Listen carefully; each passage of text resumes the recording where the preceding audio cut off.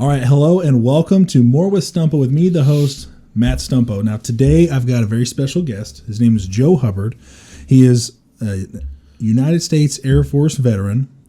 He's on the school board at Center Grove, and he's also the vice president at Central 9 Career Center, and also owns a small local, not a small business, I wouldn't say small, owns a local business. Yeah. ATM Indy, and then ATMs for veterans. ATMs for veterans. Yep. Awesome. Well, I want to thank you very much for coming on to the podcast and talking. I'm very small, so hopefully we can reach some more people and they can learn more about you. Wonderful. Thanks for inviting me here. Hey, anytime, man. So, a little bit of backstory about me and Joe. Joe and I go back about 6 years. I met you through a girl I used to date. You invited us to a boxing match that was in your basement. It was a party you were throwing from people at the gym at LA Fitness. Yep. And that's how I met you. And first thoughts were very intimidated. Bigger guy, tatted up, probably isn't a nice dude, so I was trying to be overly nice to you. And we ended up becoming friends and started hanging out after that. Was it you or your brother that rode the motorcycle to the house that day? Me. The fight? Okay. Right. It was me. I rode my Yamaha R1. Your R1. Yeah. Yeah, because I took her. Because we went out in the garage, we were looking at cars and motorcycles. Yeah, because you had your orange Lambo at the time. Yep. And that was the very first time that I stood really close to a car like that, and I was actually really excited. I didn't know that you would have let me touch it, so I never touched it. That's funny. Yeah, so I've known you for a few years, but this is really just for everyone else to get to know you. I think it'll be pretty exciting. It'll be a lot of fun. So today we're going to be talking about stuff with Central 9, and it's also things with your business, and also Center Grove schools. All right, so let's dive into it. All right, so let's do it. I've got a couple questions that I've come up with, and then after that I had some questions sent in to me by people on Facebook. All right, let's do it. All right, so what is something that people seem to misunderstand about you? Misunderstand with me, I think I get I would say pigeonholed a lot with you just made a comment about people make their first impression of me of maybe who I'm not, because of maybe the way I look or maybe the way I carry myself or confidence I might have. I think I get labeled wrong. And I have a lot of people coming to me later on after getting to know me and thinking, and they'll tell me that they had me labeled wrong. Oh yeah. Definitely. Every time because you always wear tank tops and shorts, and when you wear a tank top, of course, you're wider than a bus, so when you come walking in a room, it's very noticeable. So that's always something that I was just like, God, this guy does not look like a nice. Then I meet you, I'm like, this dude's a teddy bear. Yeah. He's so nice. But that's what my wife says. She says I have my dress sweats and my dress shorts and dress tank tops and my gym tank tops. I've got the same thing. Whenever I go to Savannah's family, they all know I'm not dressing up. Me dressing up. If you guys can't tell, I'm wearing sweatpants, and this is one of my Grinch style shirts. I wear. This is what I wear. And then you got the same thing, So another question: what should I ask you that I didn't know enough to ask about you? What?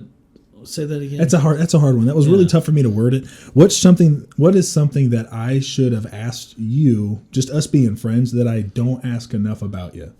That's a really tough question. Because for me, if I was going to answer that question to somebody, it would be something that I wish that person would know more about me. Like on a personal level or something? On a personal level. Okay. Mm-hmm.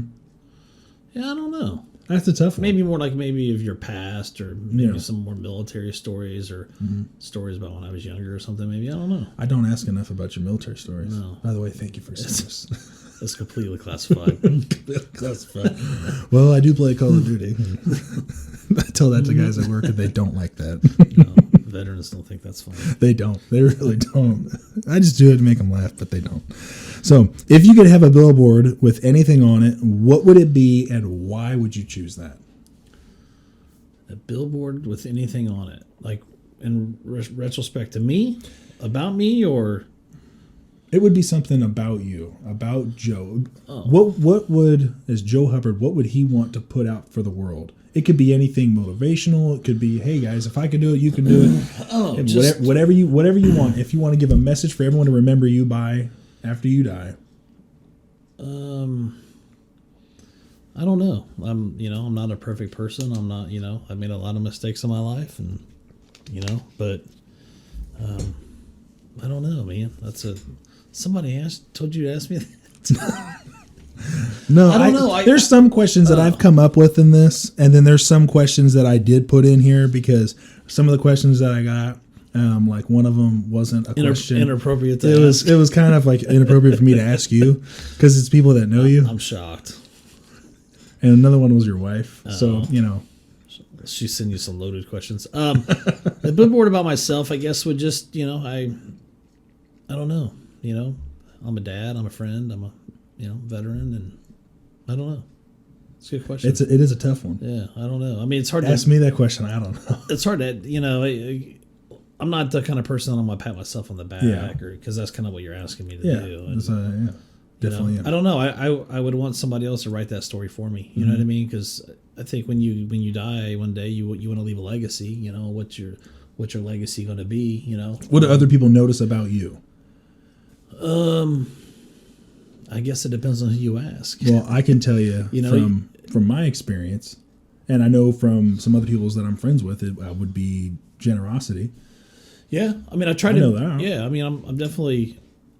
I mean, like I think I told you this before. You could. There's people out there that will say that I'm a huge asshole. There's people out there that will tell you that I will give you the shirt off my back, that I will do anything for you that I possibly can. But I'm not a jerk. I'm not a. I treat people accordingly. You know what I mean? So you're going to have people have different views of me, and that's okay. Yeah, I treat people the way that they deserve to be treated.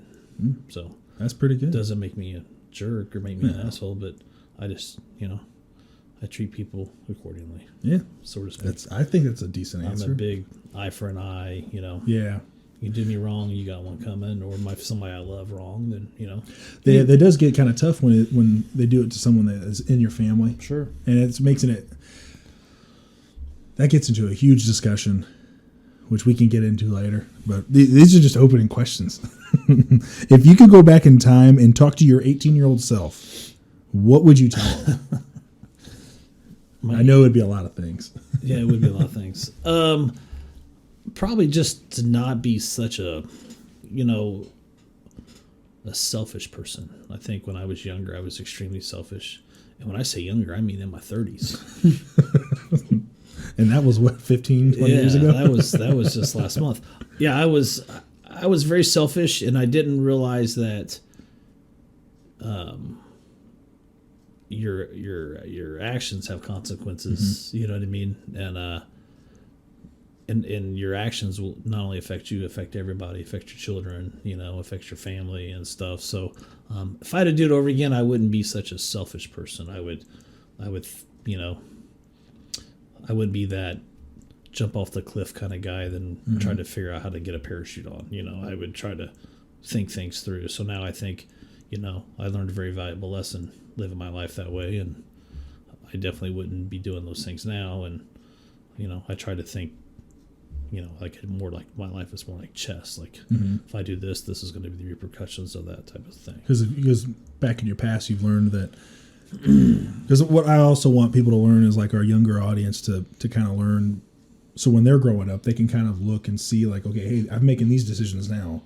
What can I do to change to be better and grow up to be more successful, not just for myself, but also for my family. So learning like when you've been done wrong when you were younger, or trying to put too much into yourself and not focusing on those around you so that you guys can help each other out. What were some of the specifics on that one that you can remember? If you can't remember one, I mean, it was a while ago, and I'm asking right off the fly. So no, I can remember a lot of things, but I was very, I didn't care about people's feelings, people that loved me and people that cared about me, and and I made just selfish choices. Like for example, if you got children and you make selfish choices, like those choices could kind of, you could lose out on half your children's life by making those choices. And that's what I did. And, it is what it is. You know what I mean? So I have an ex-wife that we went through a nasty divorce, but she's a great person and we get along great now and everything's fine. You've met Amy, I think. And she, I mean, we're definitely in a better place now than we were a long time ago. And everything's fine and my kids are great and everything like that. But, it was ugly, and I don't know, divorce sucks. So, but, I'm in a better place now. I hope that she is, and, but it still, sucks that your kids had to deal with stuff like that. So, just be cautious of your actions, I guess. Okay. So Yeah, that's great advice. That's really good, actually. Kind of surprised. No. What's the most important thing you've learned in your life? What was your life like before learning it? And what was your life like after learning it? What's the important thing? I really enjoy helping people. I enjoy the feeling you get, like if you help somebody, you know, the simplest things, whether it be hold the door for somebody, for a complete stranger, and just have them say thank you, you know. Helping, you know, if you're hearing somebody's story, you know, that they're having a rough time, and you help them financially for you know, for an example. That goes a long way for people. Yeah, absolutely. Yeah. And I get a lot more out of that than I do like going out and buying myself something, you know, kind of.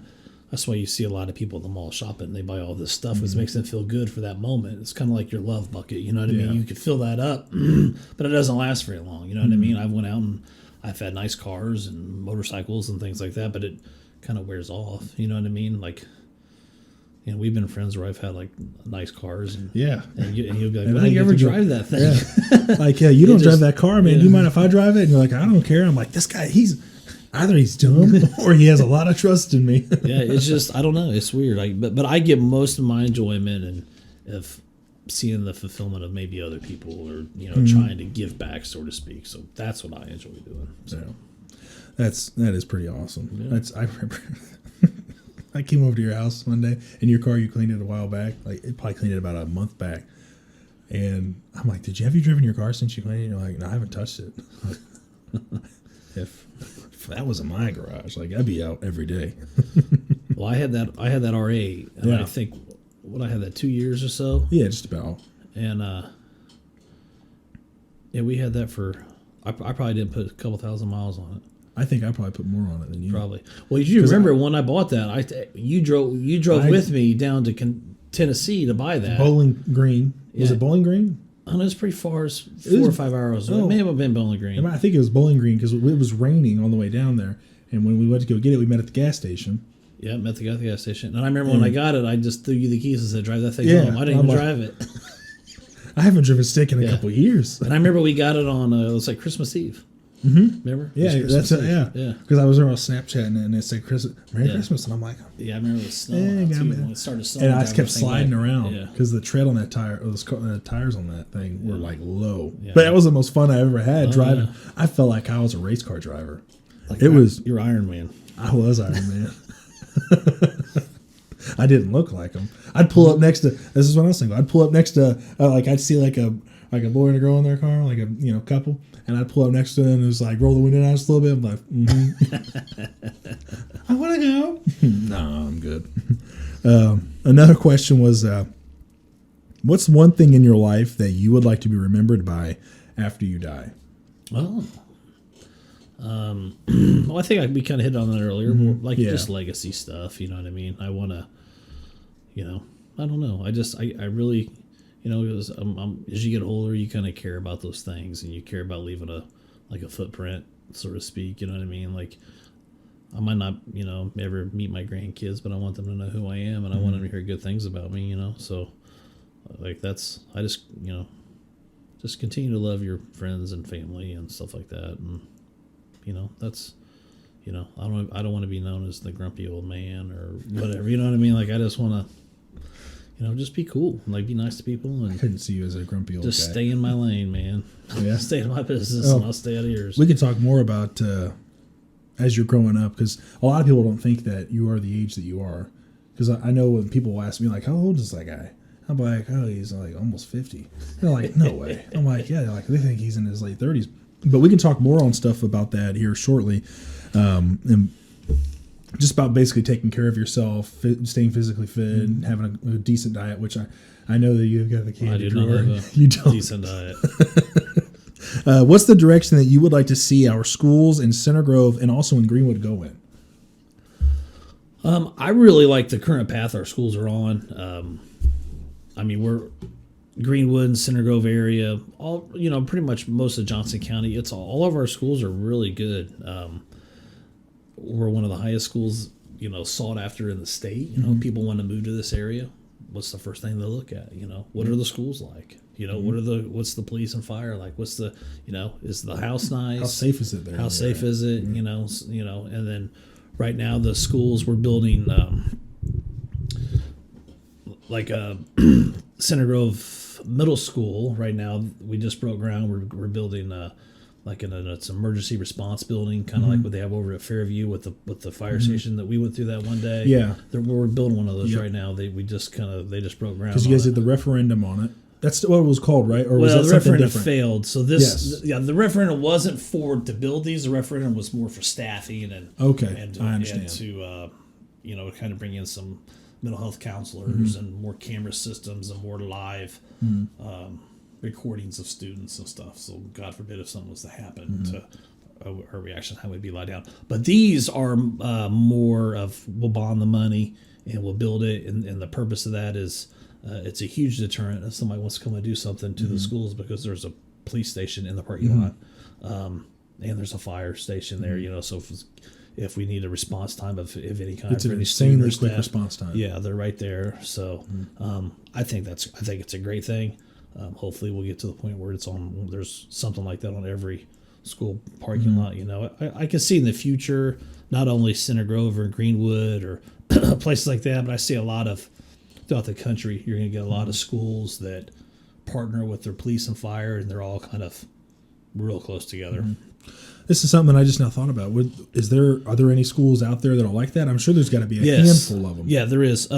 Actually, I'm sure you remember Columbine, but I know that they were kind of one of the first ones that did that. We even had some board members that went out there and kind of saw how they have their stuff set up, as well as all their safety stuff and cameras and the way they did all their live monitoring and stuff, because they've got cameras out there now that you can have them in the hallway and they won't record, but if the camera will know that if it's like during class hours, for example, and if they see somebody run through the hallway that normally doesn't happen at that time, it will pick them up and record them, and it'll automatically notify school security.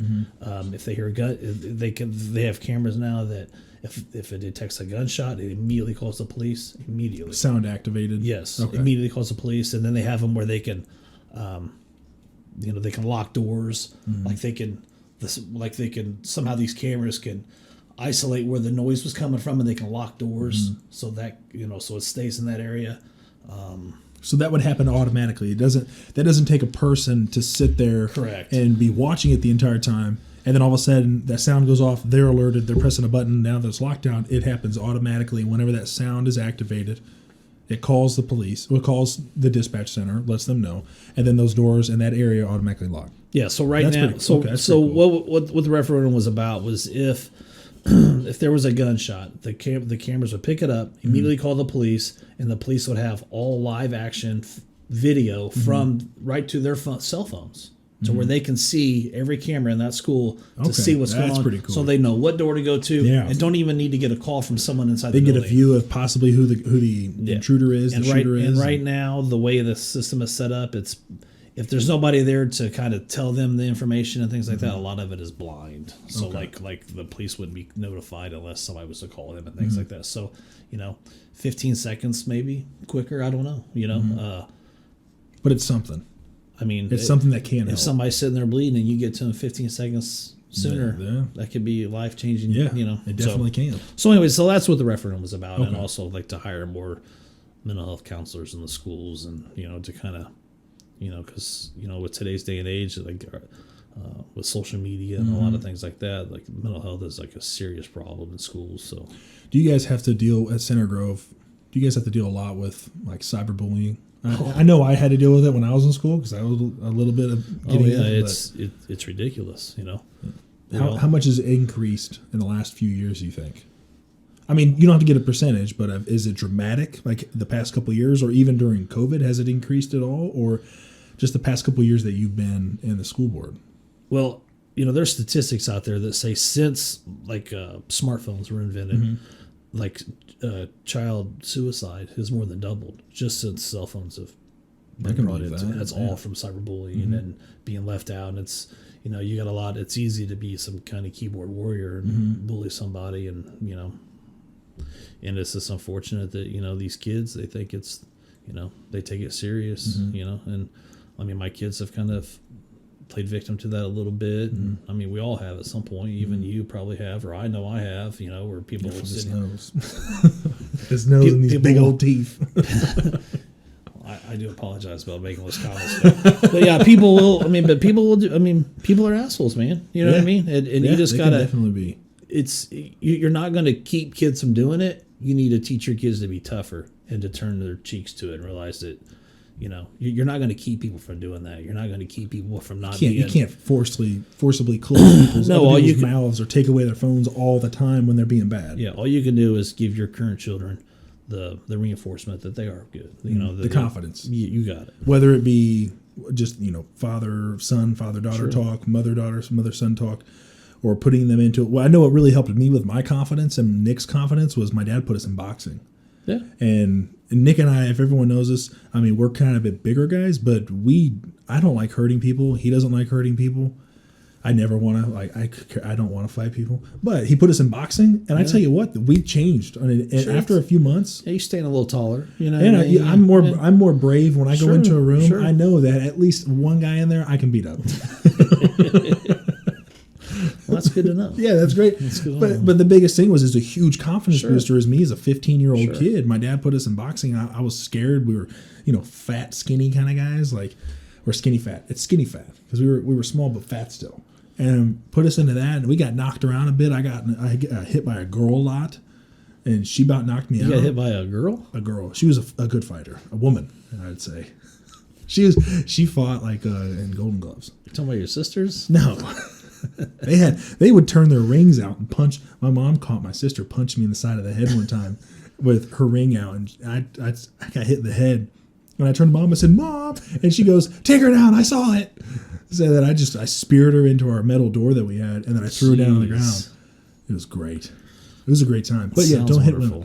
But it was it was brother and sister. We were young, but yeah, building kids' confidence is awesome. I've even seen stuff on YouTube when like a kid would be bullied at their school, and then kind of everybody there just kind of backs the kid and just kind of reinforces his self-esteem, and I think that can go really far. I think it can go really far. Sure. Yeah, I agree. Mm-hmm. So with you being at Central 9, what does Central 9 offer to people in our audience that don't know and I have an idea of what Central 9 does? Because I believe we talked about this before.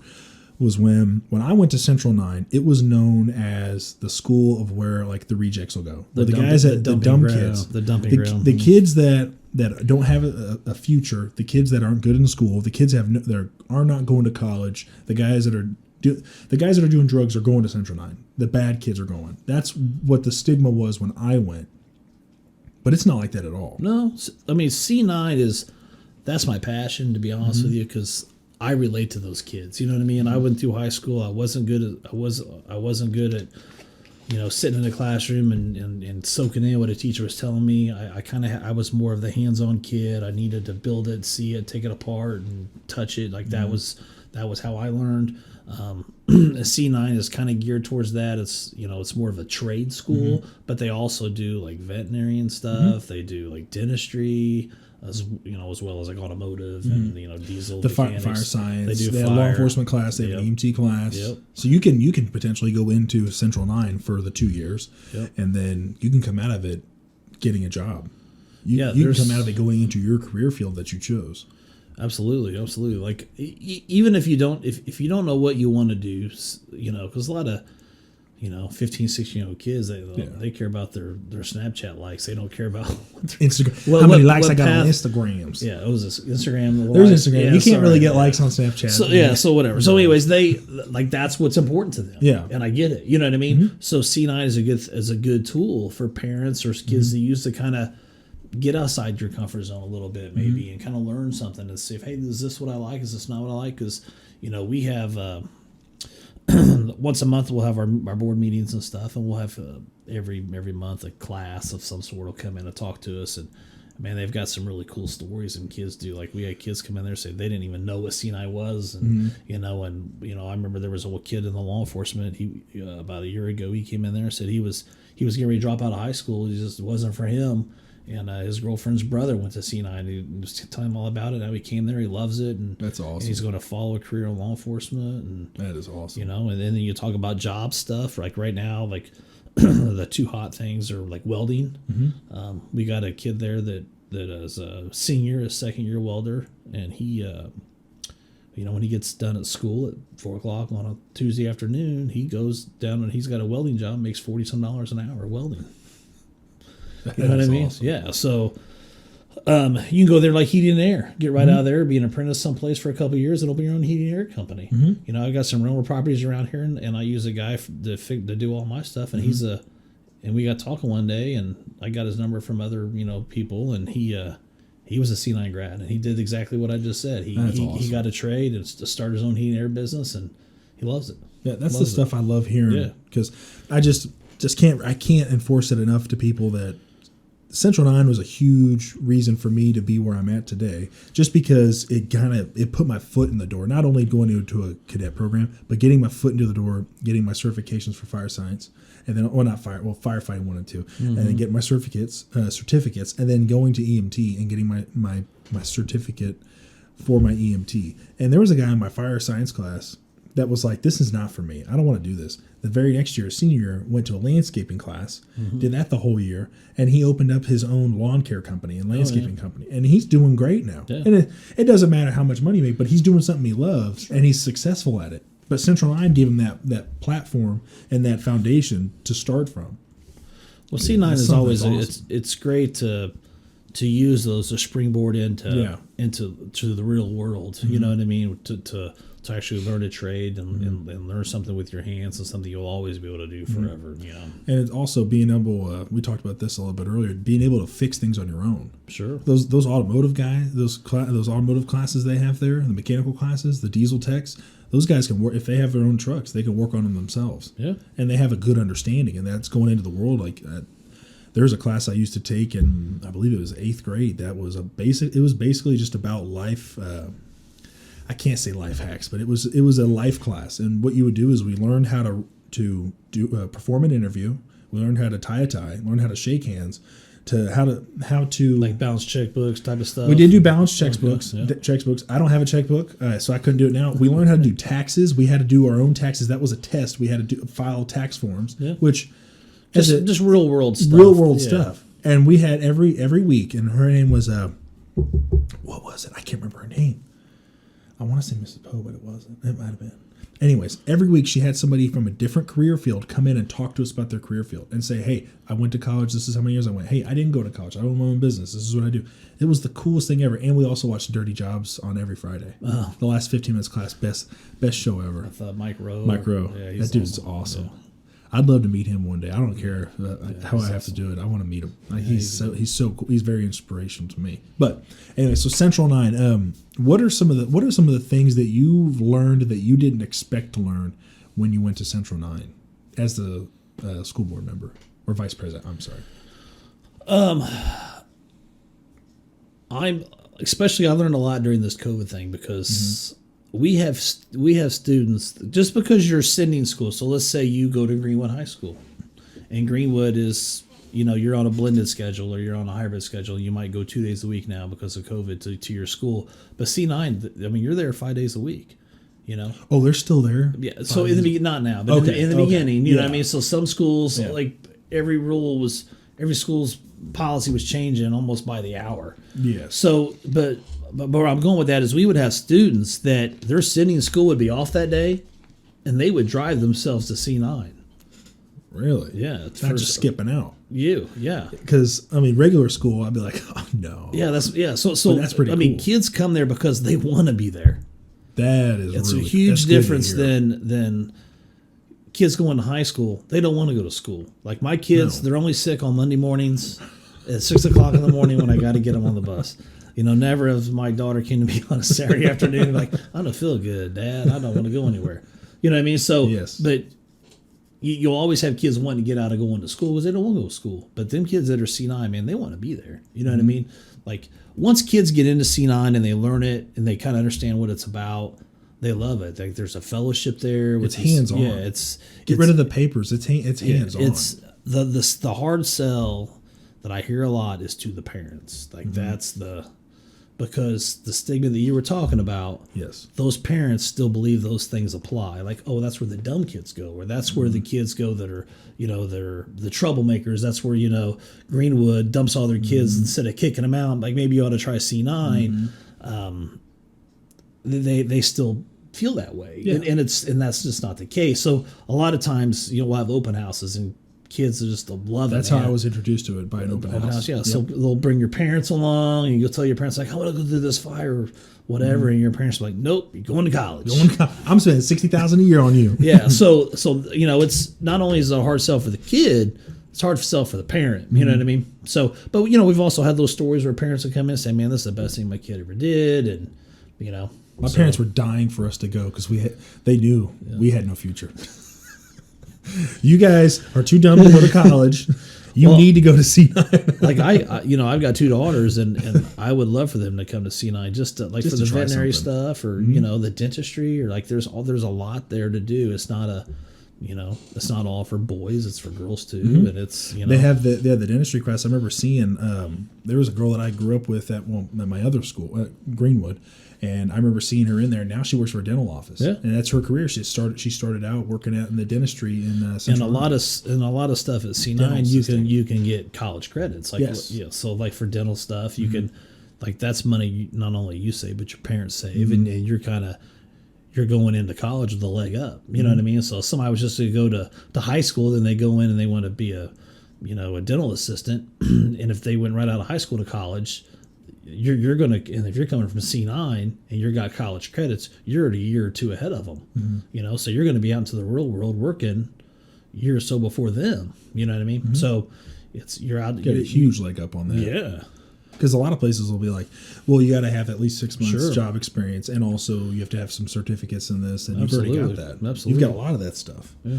I'm a big proponent of Central 9. I think if you don't have an idea of what you want to do for a career, give Central 9 a try. Pick one of the classes there. They even have adult ed classes there as well. They do. Yes, they do. That's a big thing right now. Because we talked about doing the adult ed class, doing for welding, because I think it'd be kind of cool to learn welding. Sure. I did it in, I believe, 9th grade, and I did a welding class. I actually enjoyed it. I made a few pieces. None of them are in here. Yeah, the adult ed, that's a whole other side of it. Yeah. That's a lot of it's free. A lot of it's paid for by your tax money. So...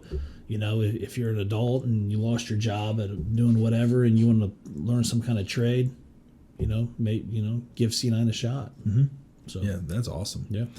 So speaking on, more on C9, they have the airplane class. That's a newer one. That's a big thing right now because they've partnered with like Vincennes University. Yes. As you know, it's very expensive to get your pilot's license. Nick was telling me a lot of that stuff. And you can start on this as in high school, getting a lot of your ground certification and even starting to get some flight hours, all paid for. That's awesome. By your tax money. So that's tens of thousands of dollars you're saving. That's something that I think is really cool. I know there'll be some people out there that are like, I don't want my tax dollars to go towards education like that. But to me, if someone does have to say that, for me, what I don't like is when my tax dollars are going to someone's college education that they're going for some underwater basket weaving in Michigan, and they're not going to do anything with that degree, and they've got to go take all these separate courses, and then all of a sudden now they're doing their main study, and they get a degree in that. What are they going to do? But a lot of that money too comes from, and a lot of time and equipment and planes are donated by the airline industry because they need them people. They're dying for them. They'll hire every kid that comes out. I see billboards all over 465. Yeah, they'll hire every one of them. Yeah. That's pretty cool. I'm just trying to play devil's advocate. Yeah, it's a guaranteed job. You know what I mean? It's a no-brainer. Well, Nick's, if anybody's wondering, Nick is my brother. He was in the last episode, but his instructor got hired by an airline company, and she just started working during COVID. And from what I heard from him, it's like they need pilots. They can't get enough. Oh yeah. But I mean, it's a great gig. It seems like I'd be terrified. You want me in control of that plane? I shake my hand. Nick took me up on a flight. I think I told him in the last episode. Nick took me up for a flight. I think I told you this, but I'm looking at him and he did one of these, like just a little bit with the yoke, I think it's called, and the plane went up and down like that, like pretty far. And I looked down at my hands and they were doing this, and I'm like, if I was flying this plane, this whole thing would be just shaking the whole time. I couldn't do it. Maybe I'll do it one day. I don't know. Yeah. I'll overcome my fear. You only crash. Only once. You only die once. Remember when we were in Cancun? We were standing in that long terminal thing, the big tube where you're about to walk into the plane. The catwalk. You're standing in the catwalk, and we were all waiting to board in the plane. For some reason, they had the door shut, or there was a big long line, and we were just sitting there cracking jokes back and forth. Because all the people were there, so they were kind of nervous getting in. You can kind of tell. And then you're just like, have you ever seen... I don't know why they tell you to wear a seatbelt, because if you ever seen after a plane crash, there's that one guy, thank God I had my seatbelt on. Sure. That sounds like something I would say. I was cracking up when you were Just trying to talking make everybody back. feel comfortable. Yeah, even more comfortable. I want to sit in the back. That way it's much more comfortable when we go down to the end. So there's a couple other questions that I wanted to ask. Somebody did send something to me on Facebook Messenger, which it's kind of tough for me to bring. It feels kind of awkward trying to bring it up. But somebody said that you paid for a homeless man's funeral. I did do that, yes. I thought he was a veteran. He was a veteran. Yes, okay, yes. So when they sent that in, I was pretty surprised. That's something I really didn't know, but I'm not. I'm surprised that somebody else had to tell me. Well, because you didn't tell me. But that's pretty cool. How that happened was I used to own bars and stuff in town, and it was a bar down in Mooresville. It was called Heavy's, and then we had a guy that came in all the time. He would come in every day and drink, and his name was Bob, and he would have a couple beers, and everybody knew him, everybody loved him. I'd always find like odds and end jobs for him, and then he would kind of crash at people's house or in their garage, or he figured it out. You know what I mean? And one day he was leaving there, and he was leaving and was trying to get across 67 in the middle of the night and got hit by a car. He got hit by a car, and it was a crazy story, but it was an older lady. She was going to Walmart like at 4 or 5 in the morning, going to Walmart, working right there in the same kind of parking lot. And she hit him and killed him. So we had a funeral for him, and we paid for it, and kept his ashes there at the bar and kind of put them in like a display case and stuff. And then we did a fundraiser for the woman that hit him. Oh, really? Yeah, we did a fundraiser for her and raised money, and we did like a bunch of like a silent auction and stuff, and then we threw some money in with it, and then I went to Walmart and got the manager, and I never met the woman, don't know who she is, but I gave him a check to give to her to buy her not a new car, but to get her because it destroyed her car. She didn't have insurance. Okay. Because it's a kind of a tight little community, yes. And we all kind of knew everybody. And the rumor had got back to us that she'd have insurance. Now the lady don't have a ride. And I wrote her like a letter and just basically said, hey, we love you and we want the best for you. And please don't feel bad. You know what I mean? It's an accident. They happen. Please take this money and get your car fixed or get you a new car and, go on. That's pretty cool. Bob's a great person and, we all love you. If you ever need anything, please come back and we'll help you out with whatever we can do. That's awesome, man. Yeah, we did do that too. That's really cool. Yeah. I didn't know that about you. Yeah. There was that was surprising. When I saw that, I was like, that's actually really cool. So at Central 9, I know I'm kind of getting all over the place. I need to get better with asking questions. But at Central 9, I know. I'm new at this. All right, just fire away. I'm not very professional. I'm trying to be professional. It's tough. So at Central 9, there was a plaque, and I know you were involved in this one because I remember listening to you talk about it. You were very adamant on it. It was about Andrew St. John. Yep. Now, Andrew St. John was a guy who worked at Nineveh Fire Department. He was an infantryman with Company B, 1st Battalion, 151st Infantry Regiment with the Indiana National Guard. You got some cheater notes over there. Yeah, for one, I wasn't in the military, so to remember all that stuff, it's very tough for me. So I have to have my notes. It's daunting. Yeah, I'm just a civilian. So, explain how that idea came about and what you guys ended up doing. Because I remember watching it on Facebook. It was broadcasted live on Facebook. I thought it was awesome. You had a lot of people there that were in support. You guys had the plaque made. Can you explain more about that? Sure. I found out about it through almost by accident. I think I read an article, something popped up in the paper, and I read an article about it, and I read that he died in a training accident last. I could be wrong, but I think it was like last September of 19. And I was reading it, and then he was a Greenwood graduate and went to C9 through fire, same thing you did. Went on to be to do Nineveh Fire Department, and then joined the Army, and and went off. And I read about it, and I was just shocked that being a board member C9, I didn't even know about it.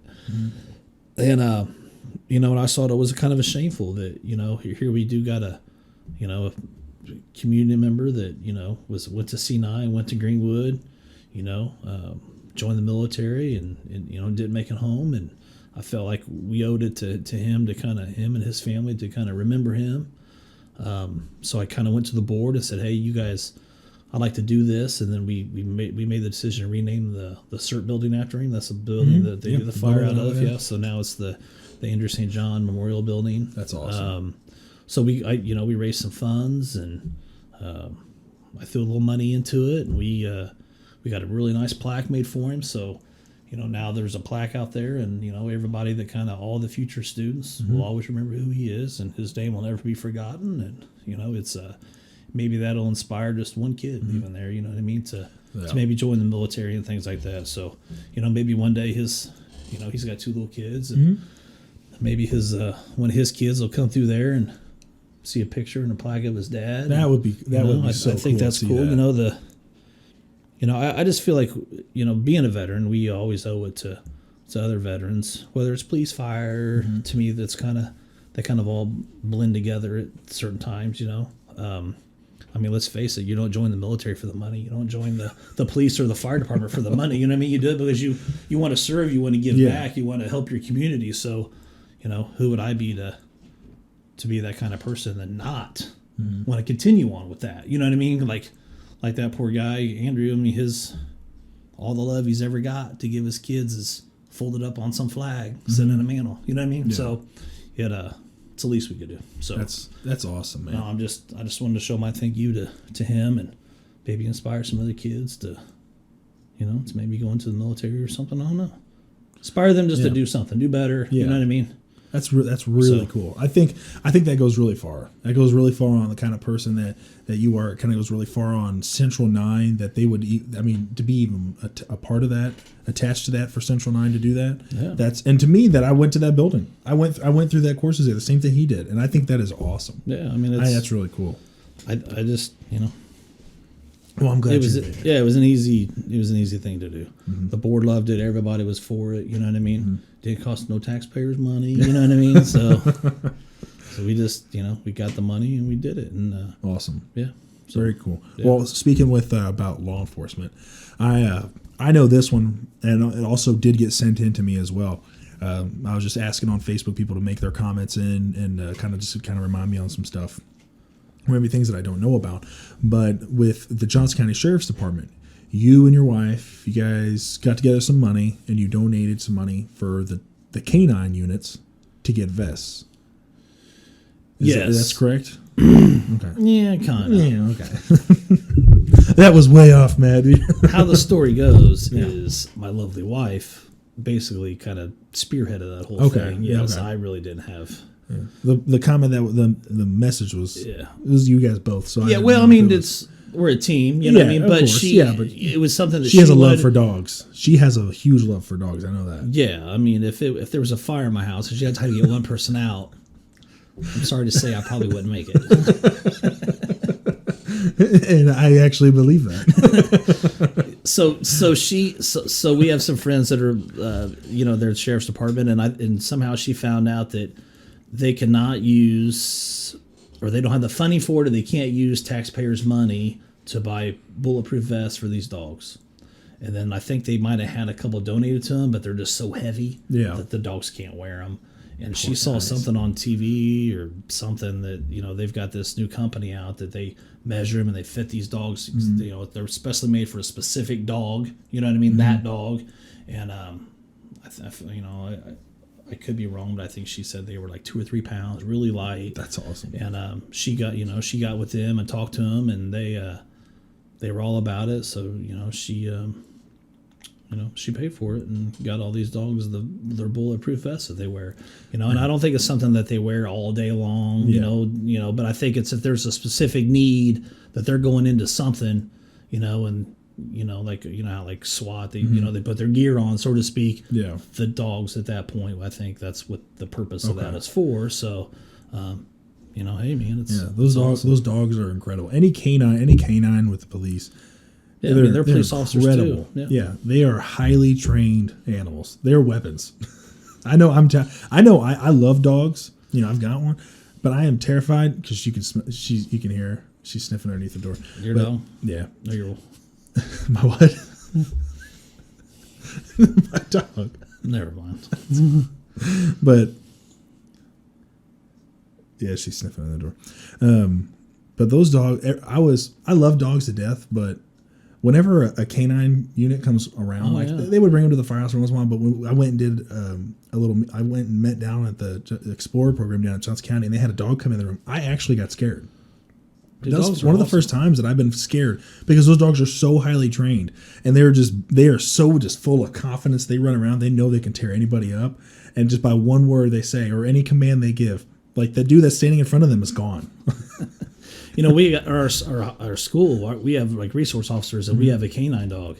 Do you really? Yeah, and dude, those dogs, like, they are the gateway to finding out what's going on at that school, because them kids, they might be scared to death if you're wearing a uniform, but if a dog's sitting there, dude, them kids will come up and love on that dog and pet that dog, and then all of a sudden, you're the officer will like get to know that student. You know what I mean? Then all of a sudden, now you know my name. Now we're talking. Now we're saying hi in the hallway. And that's the guy with the dog. Like, now you got a relationship. So it's kind of a, it kind of it builds those animals not only for safety, but it builds relationships with the officers and the students, because now something's going on, and there's a student that finds something out that's going to happen, a fight, or somebody's got drugs or brought a gun to school or whatever it may be. The more I have to go tell that police officer now, because they know him. Yeah, you know what I'm saying. So that's actually actually pretty smart. Yeah, so I never would have thought of that. Yeah, that's great. If I saw a dog and I was in school and I saw a police dog, I'm staying away from that dog. Yeah. I don't want to get bit. Now, I'm not saying they're just going around biting everybody, but I would just be afraid. That's just me, though. I'm scared. Yeah, I mean, it's that's actually a good point. Yeah, so I never thought of that. Yep.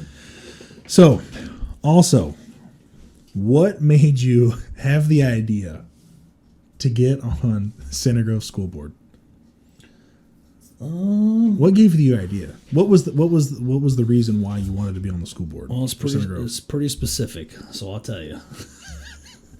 So what could it be? Quite some time ago, probably 3 or 4 years ago, when no, wait a minute, it was 4 years ago. It was right before the election, before Trump won. So Obama was president, and he had sent out wasn't a mandate, but it was a letter to all the schools throughout the country. Like, we would like for you to consider having transgender bathrooms, and not necessarily transgender bathrooms, but it was, if a boy felt like a girl that day, he could go to the girls' bathroom, or vice versa. And the school, every school had the opportunity to do what they wanted with that letter. You know what I mean? Well, Center Grove at the time, that's where I lived. I live in the school district there at Center Grove, and my kids go to school there. Well, they made the decision to hold like an open forum to kind of get input from the community, which I think is a great idea. I'm a school board member. I represent the community. I don't, the decision shouldn't be mine. I'm just the voice of all these people. You know what I mean? So I think it's great that they opened up for the community to hear what they had to say.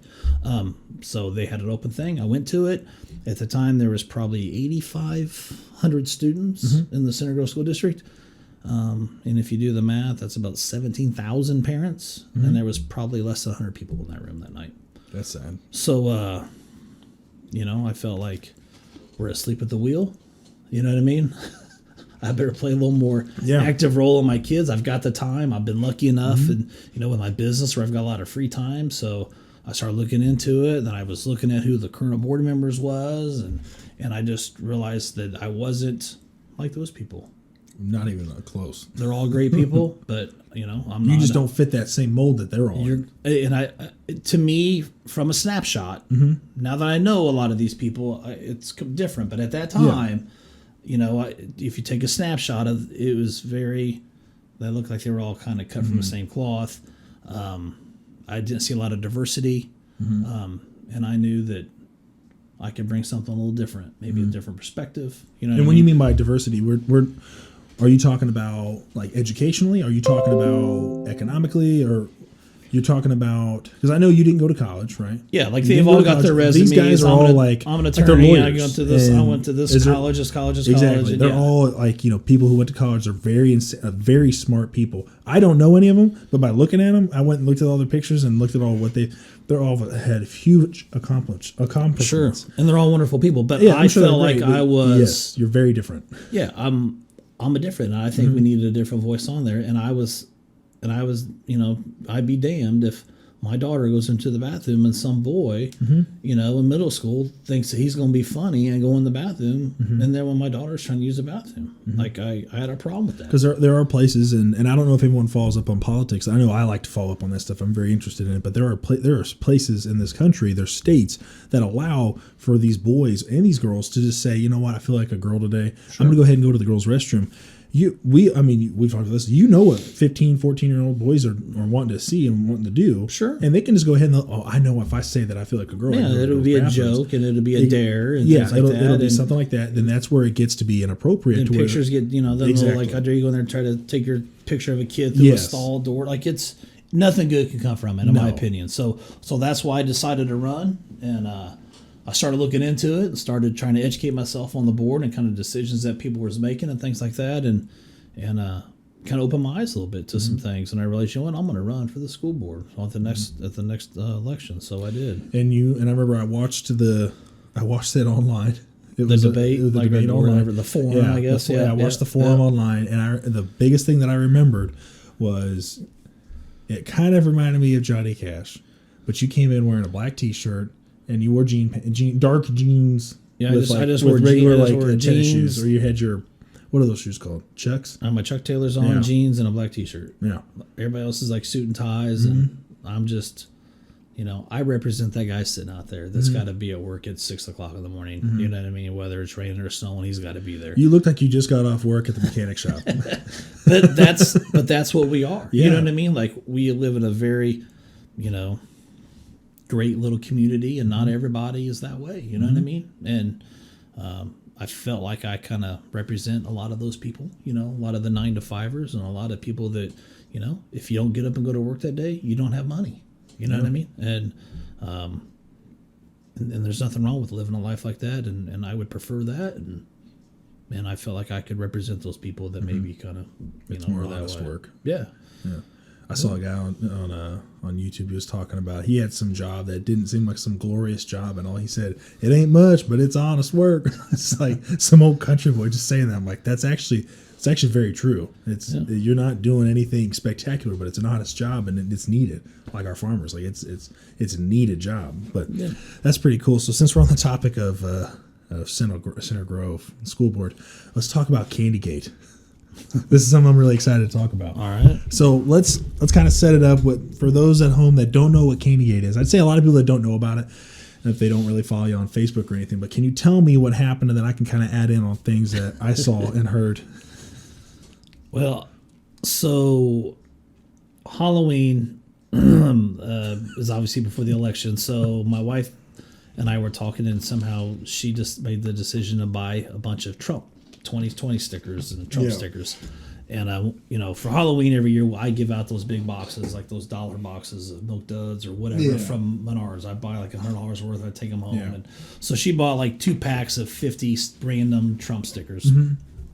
So she came home, and my daughter just thought it was awesome and just stuck them on every box. So when kids came to the house, they got some candy, and a Trump sticker on it, and every little sticker was different. So that's what happened. And one of my neighbors got a box of candy and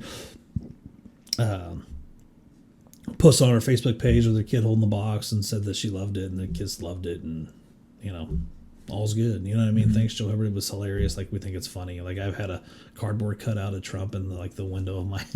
Yeah, I've seen it. I took a picture with it. Yeah. So, it's President of the United States. It's my president. It's my commander in chief, and I'm always support him.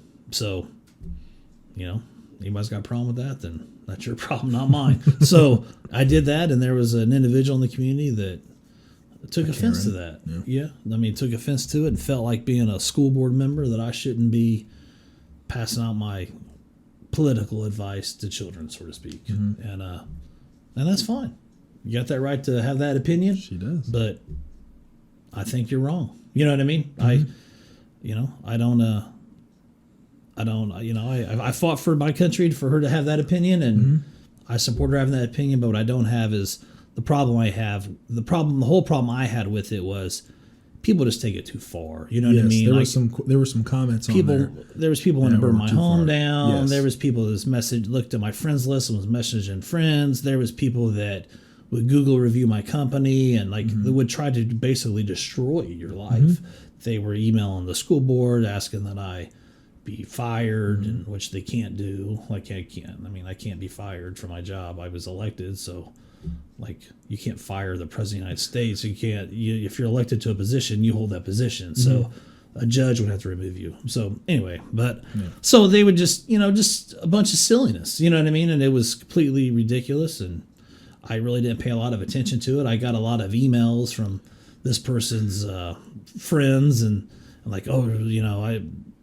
I'm so sorry, and so I didn't give it no validity. I didn't respond to anybody. Yeah, because I remember when I didn't even care. Back people would ask me about it. I'm like, I don't even know where it's at, man. Exactly. I don't care. I said, hey, Savannah just told me about this. We're driving back from Tennessee or Kentucky. Have you seen this? I haven't seen it, man. I've been working on the house, whatever. And I'm like, how have you not? Your phone's got to be blowing up. Ding, ding. It was, but I don't care. You know what I mean? I'm not going to allow somebody else to ruin my day. If they're going to sit there on their phone and try to take, they were going through my pictures and snapping pictures of me and calling me a redneck or, just making fun of me. A bigot, a racist. Yeah. I wrote down a lot of what they said. And this is anything that you can imagine was said, and that's fine. I don't care. Honestly, I don't care. But it's just not me. And if people know me, that I don't know. I just find it kind of funny. The people that are writing these things are the same people that I have a pretty distinct look, and I can assure you that if they passed me on the aisle at Kroger, she wouldn't tell me what she thought of me. You know what I mean? Yeah. Yeah. So if you're just gonna be a little coward and hide behind your keyboard, I'm not gonna respond to you. If you got something that you really want to say and want to talk to me, send me a private message. I'll be glad to talk to you. Glad to meet with you. You know what I mean? I'll do whatever I can to agree to disagree. You know what I mean? My school board meetings are public. It tells on there what day and time I'm going to be somewhere. If you got a problem, you just show up, be there and talk to me about it. Yeah. You know what I mean? That's a good response. Be an adult. Don't be a child. That's what kids do. Well, a lot of the comments on there, it was more related. We talked about cyberbullying earlier. It was similar to cyberbullying. Exactly. And I hope to God that their children don't even see some of the stuff. Oh, we got back to my kids. I didn't even tell my children about it, but other parents would tell their kids, and then those kids would see my kids at school. Then my kids would come home and say, "Dad, what's going on Facebook?" I was like, oh. Yes, and then but not even. Not only even that, but there was the woman that was saying that stuff. I'm pretty sure she had kids as well, and I was trying to think of what if your own children see the way you're treating other people, and it's not a good role model. I remember I made just a little tiny comment in it, hey, let's try to be positive to each other. Let's try to kind of come together. Our kids are seeing this stuff. I don't have kids, but kids are seeing this stuff, and we're seeing how adults are treating each other. What are they going to do? They're going to do the exact same thing at school. So everything that you're trying to do is just getting backwashed, and you might as well not even try. If you're just going to sit there and attack someone on the internet, you just look like a fool. You look like an idiot anyways. Yeah, you look like an idiot. You look stupid. The biggest thing is what I've learned is working where I work. If you're going to say something behind someone's back, make sure you're going to want to say it to their face.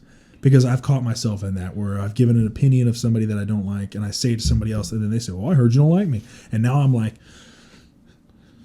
Yeah, if this person would have sent me a message and said, "Hey, you know what? I was kind of offended by this, whatever," I would have been like, "I'm sorry.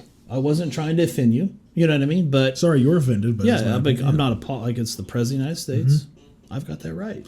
Well, the Daily Journal did a the Journal called me a little thing on you about it, and I read that article. I didn't like it. I didn't like how it was written, but I can explain to you why I didn't like it. But I don't. Yeah. It's the Journal asked me if I felt bad. Nope. You know, do you want to apologize? Nope. You know what I mean? Yeah, exactly. No, I'm not going to apologize for something. If I had to do it over again, I would do the exact same thing. You know, but there was a problem, and I understand what one of the stickers had Trump. It was like, because they were all like cartoon characters, you know, and one of them had, and I didn't even know it to see it. One of them had Trump like holding a gun, like an AR, 15 gun type of gun, like an assault rifle, an assault rifle, an assault rifle, and and I think a day or two before Halloween, the Center Grove, we had one student kill another student. So I can understand how, maybe somebody could take Tensions were so high to at that. that time. Yeah, I can. Yeah, it was still fresh. I can understand that. Absolutely. I totally understand that as well. But I didn't even know it was there. Wasn't no malice intended to it. You know what I mean? I wasn't promoting gun violence. No. I think every kid should have a gun, but with the proper gun safety classes. But what made me think of was like, if we're going to talk like those two kids that the kid that killed the student there, makes me think of the referendum. Like we were trying to, it failed. We were trying to ask the community to raise their tax that dollar up a little bit.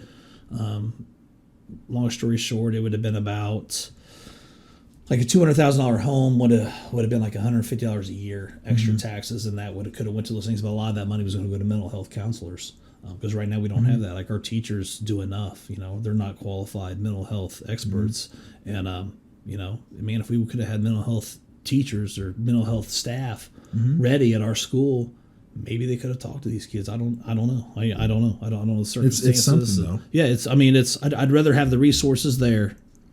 Thank God.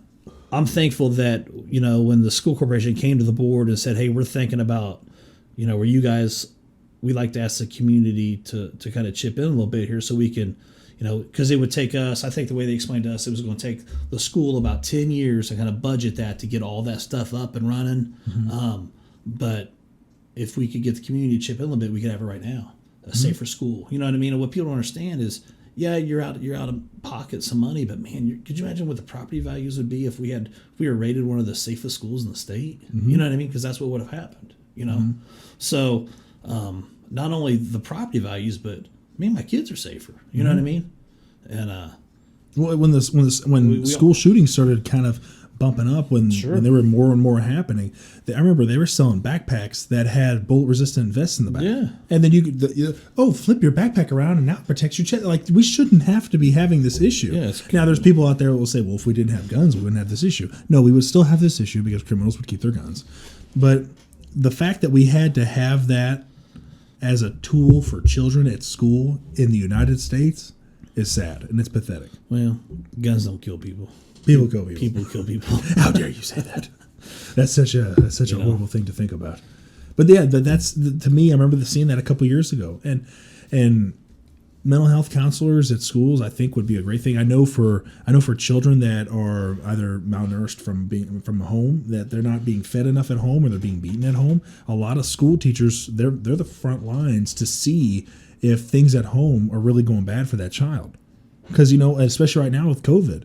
With the kids, I'm a big advocate of. If anybody's paid attention to our board meetings, I'm a huge advocate of our kids need to be in school for multiple reasons. Kids get their best education when they're in front of a teacher face to face. Like I believe the average score right now in grades is down about a grade and a half. So like an average kid that was getting a B, now they're getting a C minus. Kids to me that was passing. So it's just hard to keep these kids' attention. You know what I mean? Like my daughter, when she's at home, it's hard to keep her nose in the books when I'm trying to be out making a living. You know what I mean? So the kids need to be in front of teachers first and foremost. That's how you get the best education. And we have students that are at our school that, we have about a 20% free and reduced community. My school does. And so that means 1 out of 5 kids, they qualify for that free and reduced lunch. So that could, we have, it's a fact, kids that go right now to Center Grove, that meal that they get at lunchtime that doesn't cost them anything is the only meal they eat that day. So when we're just, making some off the cuff decision just to let's close schools and we'll all just go to e-learning and everybody's happy. I just want them to understand the fact that now you are physically taking food out of kids' mouths. Okay, you are. We know that it's a fact when children in our community get abused at home. It's happening right now, whether it's physically, mentally, whatever it may be. 9 times out of 10, that is discovered through the school system. They tell their friends at school. They tell teachers. That's how teachers might notice bruising. Teachers might notice things like our teachers are part-time parents. I mean, it's a fact. They notice things. Kids are more apt to talk to teachers, more apt to talk to kids. There's been a couple instances where my daughters came home to me and said, so-and-so said this, and I've pursued those comments, you know what I mean, about other kids and family and things like that. So I know that it happens. So when our kids aren't at school, they're less safe, they're hungrier, and they're not getting a good education. So is the juice worth the squeeze, so to speak? We've probably had 100 kids under the age of 18 in the whole United States that have died from COVID. I don't think we've had anybody under the age of 18 in the state of Indiana. I don't believe so either. Last I checked a couple weeks ago, I don't think we had any. And I get the fact that kids, Aunt Susie babysits they live with their kids. grandparents. Yeah, and they could be transferring it to their grandparents, which is what the worry is. Yeah, but that's not our responsibility. As the school. Our school, it is not the school's responsibility to worry about kids, like what happens at home and who babysits them. It is our job to educate children. You know what I mean? If a parent has their mother and father, who let's say are in their 70s, helping out, which a lot of people do. Get the kids off the bus, get them on the bus, whatever, get them fed. So I know I've done that a couple times for guys I work with. And if their family is at risk, that option is there for that kid to e-learn and to stay at home. So we have that's a pretty smart decision. In the beginning, you had a choice, like pick your path. You want to stay home and e-learn, or do you want to come to school? But now the CDC they basically dictated we can't really do anything. Our hands are tied from we're basically told how we're going to do it. Well, that's nice. So, yeah. So anyway, they just don't, I don't think they, I'll give you a perfect example of something that pissed me off. We are basically told what we're going to do from the Johnson County Health Department. And that guy down there, I think it's, well, those people aren't elected, aren't they? No, I think his name is Dr. Mormon. I have my opinions of him, but anyway, there was a kid. What are they? There was he's like Jello, man. He's as stiff as Jello. So what I mean by that is, our basketball team played another team. Yes. In basketball, well, a kid on the other team got COVID. So, the Johnson County Health Department, in all their wisdom, said all of our players are quarantined now for 2 weeks. Can't go to school. Okay. Now there's a tape of this game. Do you want to look at the tape? Nope. Nope. Everyone's gone. So now we've quarantined our whole team because one person on this team had it. Did they play each other? Did every kid on our team were they on the court? You know what I mean? Because the current guidelines that we're using is you got to be around a positive person for 15 minutes or more within 6 feet. Okay, So when I heard this immediately, I'm asking, well, what about the referees? Are they all quarantined? What about every single person in that entire gymnasium? Yeah, and every person as they're walking out of that building. Like my problem is they're so quick, the health department, Johnson County, to make this decision, spend a little bit of time because you're affecting not only these, let's say there's 5 players, I don't know how many there are. Let's say there's 5 players on this team. Well, we know there's more than that because there's 5 at a time on a course. So there might be 10 players, okay? You're affecting every one of their Christmases because now, can they spend time with their families for Christmas and go to see their grandma and grandpa as their Christmas? No. It could be their last. What if them 10 kids are seniors and they're trying to get a scholarship in basketball? Can they get that now? You know what I mean? What if some of them 10 players, they rely on that free lunch to get a meal for the day? You know what I'm saying? Like there's consequences to your decisions, and they're always going to take the safe bet and say, well, just everybody stay home. Well, that's not the right answer. The right answer is do your job, educate yourself. There's a tape of it. Well, who guarded this guy? Well, this guy. Well, maybe he needs to be out. I don't know. I mean, there's people out there smarter than me that can make that decision. But I just think that when you're just like making a blank, statement of just, well, they all need to stay home, I think that's completely ridiculous. We might have had one of them 10 players that didn't even play. Sat on the other side of the court from the guy. And now he can't come to school, and now he can't go see his grandma and grandpa or his brothers now and sisters his at education Christmas is diminishing just because of that decision that guy made. I think it's completely. I think it's ridiculous, completely ridiculous, and I wish that we had more people in the community that would stand up and tell them how ridiculous it is. The biggest thing that now what I can and can't say on I post on YouTube.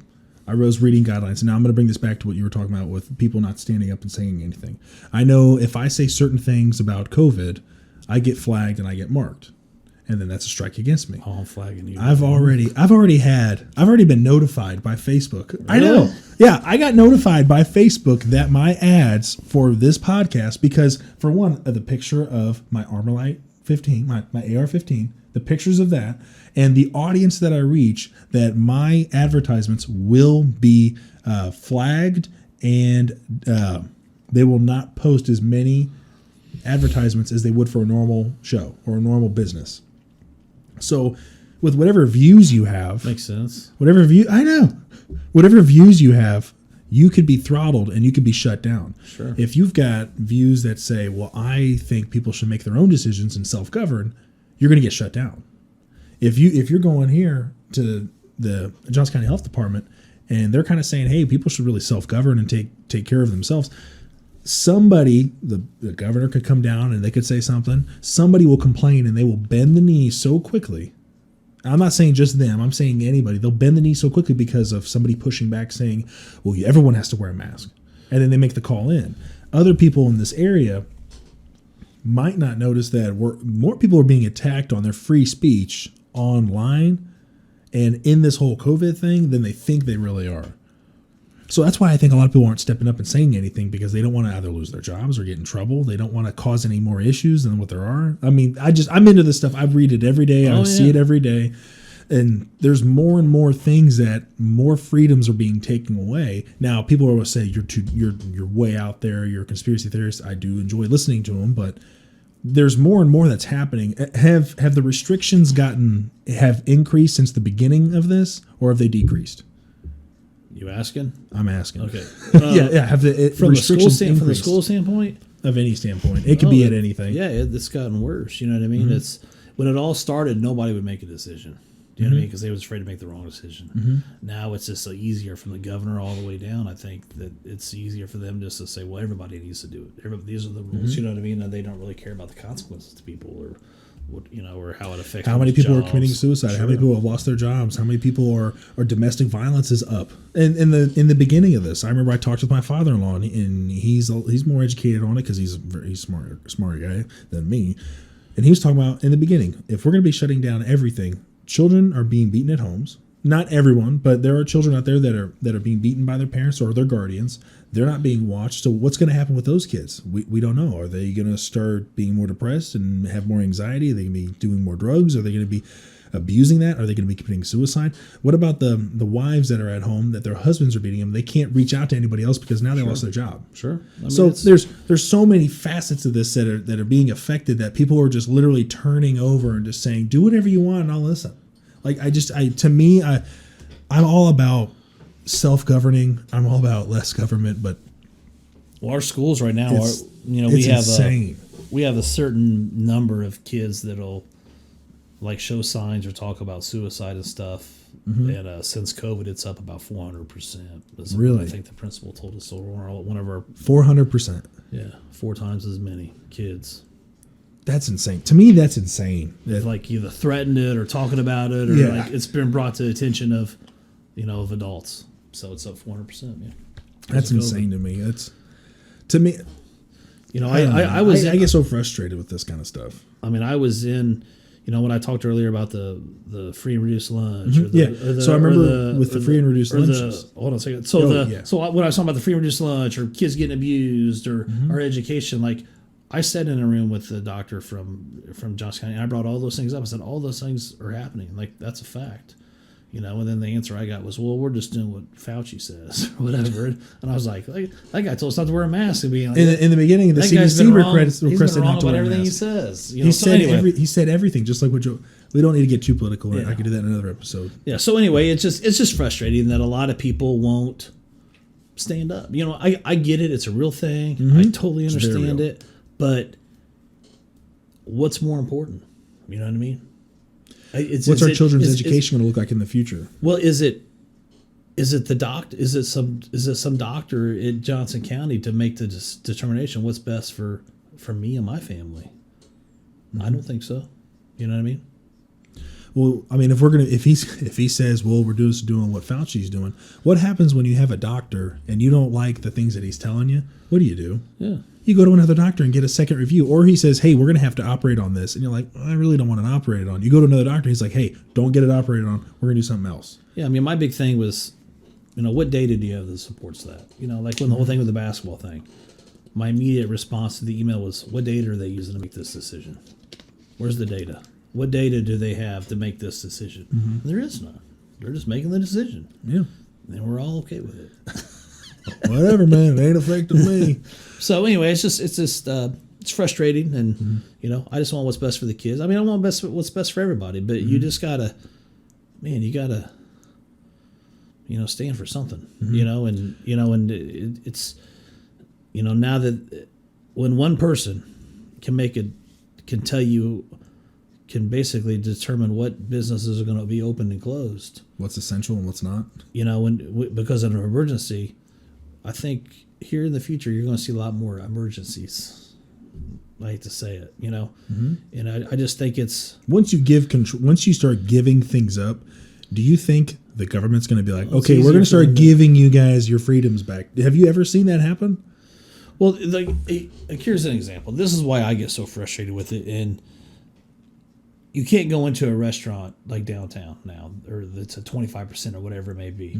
Like, you can't do that. You can't go into a restaurant and grab some food. But and the governor made that decision that we can't do that. What data did he use to do that? What data are you showing that you know, McAllister's? I'm gonna get COVID if I go to McAllister's, but he didn't shut down the casinos. I can go there.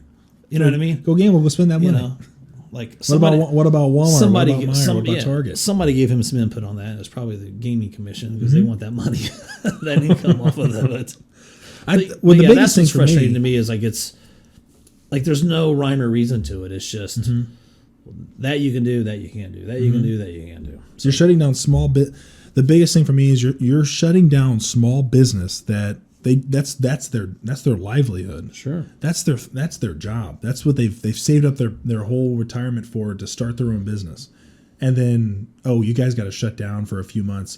Walmart, Meijer, Target, Amazon, everybody, hey, you guys stay open fully. We don't care. You guys do whatever you want. Except for all these small businesses, we're going to choke them. That way they're not going to be bringing any money in. And still now, people are still struggling. It's the business that Savannah works for. They're struggling. Daylight Donuts. It's they have great donuts, by the way. They actually do have really good donuts. Yeah, They've got really good. I really like. Now, of course, Long East donuts, they're amazing, but I like the mixture of what Daylight's got. They've got this Reese's Pieces one. Oh, that sounds good. I do like that. And they've got a maple bacon. Oh, I've Savannah. had those. Yeah, you've had that maple bacon before. Good, yeah. They've got my favorite. What I always get every time I go there is these crullers. Now, if you're wanting to lose weight, you probably won't eating So donuts. those horn-looking things real light? Like they're not real horn, light and fluffy? Like they're real fluffy. Okay, yeah, they're real light. Yeah. Like you pick it up. To me, it's like, you know what? It seems like 90% air. So I feel like I'm losing weight when I eat this. But I only eat the tops because I like the chocolate. So like I'll just I eat the tops, it's the like chocolate. Eating cotton candy. It's like eating cotton candy. It just dissolves in your mouth. And then I always get me a good coffee with it. A good like a mocha coffee they got there. Savannah gives me an extra pump. She's like, you want a coffee? I'm like, of course. It's just like just all that chocolate. I love chocolate. But yeah, so small businesses around here, regardless, they're all struggling. They're making less money, and it doesn't help that they're making more restrictions for everyone else, and then they're not really doing much for like Walmart and Kroger and Meijer. have you ever seen them say, "Oh, we're going to go 50% capacity," and someone's standing at the front, and then they're like, "Oh, hold on a second, we're at 100 people on the inside. You guys will have to come back later." No, it's, "Hey, you guys all come on in. Screw these other guys." Like that's how I feel how it is. Well, I mean, they're trying to. I mean, I get it that businesses are trying to do the best they can, but it's hard not to be frustrated. I mean, exactly. I mean, God bless the lady at Kroger that's talking to me through the piece of plexiglass that's touched and everything, and then I'm taking into my home.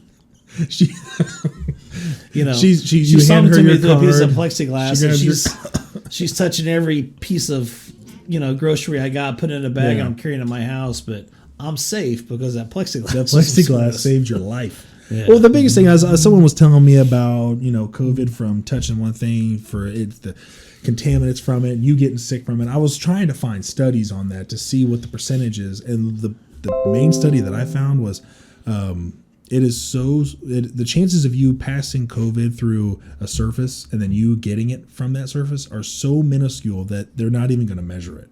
They're not even going to measure it to a percent because it's not even, there's hardly any chance. Now that's what the study that I read said. I believe it. Yeah. So I mean, if you guys want to know that one, you guys find that one yourselves. Just get on Google. But we're getting close to our hour and a half mark. Oh man, it's already past. It's almost to an hour and a half, so we can go for a few more minutes. You just took a trip to Colorado? Yeah, I did. I was snowboarding out there. I've never been snowboarding or skiing. It's been about, because I know my wife. She was like, we've been together like 8 years, and I've seen you carry her from home to home. And then my ex-wife, she was like, we've been together, like we know each other for 15 years, and you've never done it. So it's been a while. Yeah. So, a but hey, minute. I still got it. I think I felt one time at the last day, at the very end of my run, I was just so tired. I wanted to be back at that lodge drinking a beer, and I was ready to be over. And trying to go a little too fast, but yeah. Anyway. That's awesome, man. Yeah. I like doing outdoorsy stuff and fun stuff. Yeah, because, you helped me out a ton with, the motorcycle we're building. Yeah. So, we need to get working on that bike again. We keep saying it. And I know last time we talked about it, you're like, Brittany wants me to be at home or to help out with projects around there, but I'm too busy helping everybody else. I was standing there like, I just asked you to help me with the bike. Yeah, I feel awkward now. Yeah, she's got a project at home that I've been working on for about 2 years. We've been talking about. I tell you what, there's a lot of stuff you've done in your house that are really cool. The back patio, to me, I think is awesome. The two little half walls you built from pillar to pillar. Yep. The were they 4x4s or were they 6x6s? I think they were 6x6s. The hold up my deck. The hold up your deck. Yeah. The platform you built in the middle of those, and it just the tabletop on it, and then on the bottom of the deck. With that rain sheathing. Yeah, so water will come through. And it goes into a gutter and then filters out. So you can sit underneath there when it's raining. Yeah, I thought that was awesome. Yeah. And then of course, the hot tub's great. And then that fireplace you built. Yep. And then a lot of the stuff's kind of inspired me to do a lot of my own work. And my dad's a real big proponent of that too. Is really just do everything yourself. So I learned that a lot from my dad, and then seeing you doing it, I'm like, maybe a lot of people do this. Hey, all you gotta do is try it, and everything I do, I'm kind of self-taught at, and I figured if they can do it, I can do it. I'm more of a YouTube engineer. I can figure it out. I'm a pretty smart guy. Yeah. I'll figure it out. Yeah. So, do you ever think with a lot of the input that you have for our children, our community, working with Central 9 and working with Center Grove, do you ever think that you're going to go more into the realm of politics? Because that's a lot of this stuff comes down to politics. Like everything we just talked about with COVID. Sure. I've had people talk to me about it and kind of pull at me and stuff, but I'm not a politician. I don't like politicians. To me, politicians are kind of a dime a dozen. So maybe it's something I should do. And what I mean by that is not become a politician, but just, kind of the same kind of aspect I did when I ran for the school board is, I'm just your average guy. I'm your neighbor. I'm the guy that's here for, for the normal person. I'm a firm believer in people in blue jeans built this country and people in suits have destroyed it, So, I like that one. If I see a need for something, definitely I'll step up. I do, and I enjoy it more than I thought I would. Like being on the school board, I do enjoy that. I know it's beneficial to. I feel like I add some value. Honestly, and I give all my money to the free and reduced lunch program there. Yeah. So I feel like that adds some value. I wrote that one down. Yep. So I give all my salary back to the school to pay for those kids to get their free and reduced lunch, so they can get whatever they want. So I feel like I add value in that way. So I didn't think I would enjoy it as much as I do. I like to see change. Just the same reason why you're a firefighter. You're not a firefighter because of the money. You like it because you enjoy it. You enjoy helping people. You enjoy that aspect of just being a community member and giving back. So I kind of feel a lot of the same way with that. That's why I went in the military and things like that. So if there was a need for something, like I really love Greenwood. I really love where I live. I've been all around the world. I've lived overseas, and I make enough money with my business, and I'm fortunate enough to where I could probably live wherever I wanted, and I choose to live right here in Greenwood. Greenwood has a soul. You know what I mean? And I love it the way it is. I see a lot of changes. I don't know if I'm too fond of. It seems like they're trying to make it like the next Carmel or something like that, and I don't know. I'm not a. We'll just kind of see where the future takes us. But I'm just not a. I just like things to be the way they are. You know what I mean? I moved to Greenwood because of the way it is, and I like for it to stay the same. You know what I mean? There's ways to kind of, Greenwood has its own personality. You know what I mean? And there's ways to keep it that way. It's a very hot market right now with homes, and we got the best schools, and like, why would you change any of that? You know what I mean? People live here because they want to live here. We're not trying to attract people. You know what I mean? So I think we should take what we have and make it better, not add new things. Awesome. That's kind of my opinion of it. So I think, I think our police and fire are underpaid. I think, our tax dollars could go to some better things than that. We don't need, multi-million-dollar roundabouts, So, I'm more of a let's pay for we're losing a lot of our top firemen to. I'm sure you're aware that you guys have people in your fire department that will go to Indianapolis because they pay $20,000 more. I have heard guys doing that. Yeah. So I've seen guys doing that. We've had a that's handful. To me, that's unacceptable. Yeah. You know what I mean? I live in a great community. Like, I don't want those guys to leave. Like, they protect me. You know what I mean? There's some pretty good guys too. I want the best. Yeah. Protecting me and my family. Everybody should want that. Yeah. You know what I mean? I don't want the guys that they won't hire. I want the guys that they do want to hire. That's what I want. So, yeah. I don't know. So we'll just see. Matt, I don't know if I do something, which I'm sure I'll do something. I don't know, but I don't know what that'll be. But time will tell. If I see that there's a need and there's a call for it, I've got the time, I've got the money to throw my,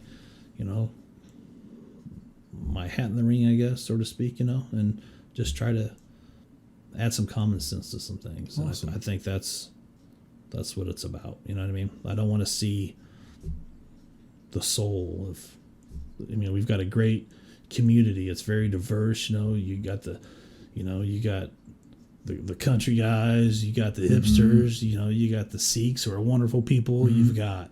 A lot of Burmese in this area. Yeah, too. Burmese. So we've got just a big melting pot, and it's a great community. You know what I mean? Like, if you don't believe me, you go down to the Suds one Saturday and you'll see everyone. It's that's awesome. the biggest thing I love about going to the Suds. Yeah, it's you awesome. see everyone. People from Indianapolis coming down, showing their cars off. That place is awesome. Like, I don't want that to change. Like, I want that. I like that hometown feel. You know what I mean? I like the,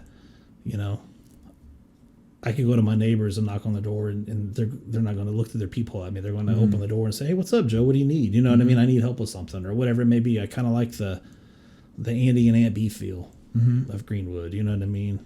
You probably don't know who they probably are. An old show or something. Was that back in the 40s? The Andy Griffith. Andy Griffith show. Yeah. If you would have said Andy Griffith show, with the whistle and everything. Yeah, well. Yeah, so I like that vibe. You know what I mean? Yeah. And there's parts of this community that's still alive, and we wouldn't, and we owe it to those people that live there to preserve that. You know what I mean? We don't need to bring in multi-million-dollar companies to thinking we're going to get their tax dollars. Like, help the people that are here. You know what I mean? That's my opinion. So, we shouldn't be giving tax breaks to an electrical company that's coming to town that's going to bring 20 new jobs or 200 new jobs. Like, what about the guys that are here right now that own electrical companies that maybe got 5 employees? What can we do to help them out to grow their business? Mm-hmm. Maybe they need, what can we do to help them? Like, we all should help each other. Like, we're a community. That's what communities do. So, anyway. Well, awesome, man. I think that's a great ending point right there. Absolutely. Yeah. Let's get this over with. Oh, gee, thank you. So, everybody who watched this, thank you so much for sticking around. And has it been an hour and a half? It's been an hour and 30 minutes. So, thank you so much for sticking around and listening in. Please like, comment, share, and subscribe to this channel. If you comment, just let us know what you liked about it. Things, even more questions you have, I could forward them to Joe here. Or if anything you guys would like to see for future episodes, please let me know. And I hope you guys have a great day. Thank you.